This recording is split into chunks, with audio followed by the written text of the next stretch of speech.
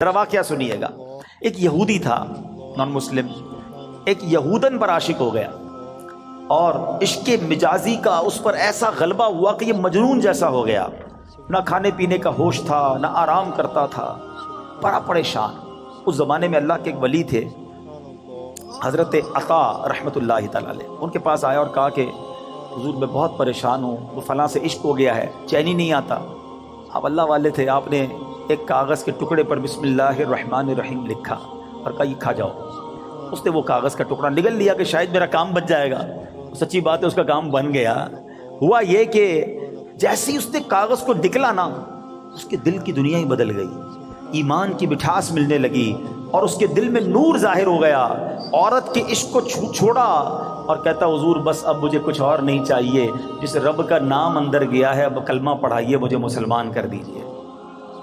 صرف بسم اللہ الرحمن الرحیم کاغذ پہ لکھا ہوا پیٹ میں جاتا ہے. اب اس یہودن کو پتہ چل گیا کہ میرا عاشق تو مسلمان ہو گیا ہے. وہ بھی حضرت کی بارگاہ میں آئی اور کہا کہ میں ہی وہ عورت ہوں کہ جس کے عشق میں وہ مبتلا تھا، وہ مسلمان ہو گیا ہے.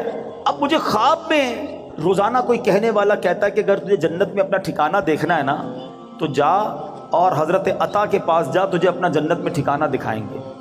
تو حضرت میں آپ کے پاس آئی ہوں، بتائیے جنت کہاں ہے؟ حضرت عطا نے کہا کہ جنت کا ارادہ ہے تو پہلے تجھے اس کا دروازہ کھولنا پڑے گا نا. جنت میں جانا ہے تو ڈور اوپن کر. تو وہ کہتی جنت کا دروازہ میں کیسے کھولوں؟ فرمایا بسم اللہ الرحمن الرحیم پڑھ. آپ نے فرمایا جنت کا دروازہ کھولنا ہے نا، بسم اللہ الرحمن الرحیم پڑھ. جیسے ہی اس نے بسم اللہ الرحمن الرحیم پڑھا دل میں نور بڑھنے لگ گیا. کہتی حضور بس اب مجھے اسلام میں داخل کیجئے. اس نے کلمہ پڑھا اور بسم اللہ شریف کی برکت سے وہ بھی مسلمان ہو گئی. اسی رات جب وہ نو مسلم خاتون جو ہے رات کو سوئی تو خواب میں جنت میں داخل ہوئی. خوبصورت محل دیکھا، گنبد دیکھے. ایک گنبد پر لکھا تھا بسم اللہ الرحمن الرحیم لا الہ الا اللہ محمد الرسول اللہ. عورت نے یہ الفاظ پڑھے تو کسی پکارنے والے نے کہا اے پڑھنے والی، اللہ پاک نے یہ سب تجھے عطا فرما دیا ہے.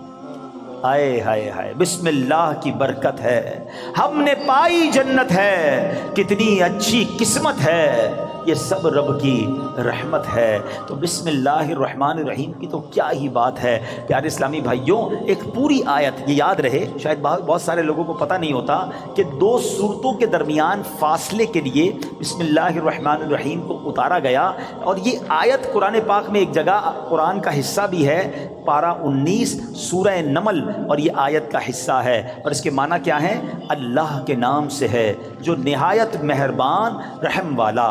اچھا، اس کی فضائل کیسے کہ صحابی رسول حضرت جابر بن عبداللہ رضی اللہ تعالیٰ عنہ فرماتے ہیں کہ جب بسم اللہ شریف نازل ہوئی نا تو بادل مشرق کی طرف دوڑے، بادل مشرق کی سمت دوڑے، ہوائیں رک گئیں، سمندر کو جوش آ گیا، چوپایوں نے غور سے سننے کے لیے اپنے کان لگا دیے اور شیطانوں کو آسمان سے پتھر مارے گئے. اور اللہ پاک نے فرمایا مجھے میری عزت و جلال کی قسم، جس چیز پر بسم اللہ الرحمن الرحیم پڑھی گئی میں اس میں برکت دوں گا.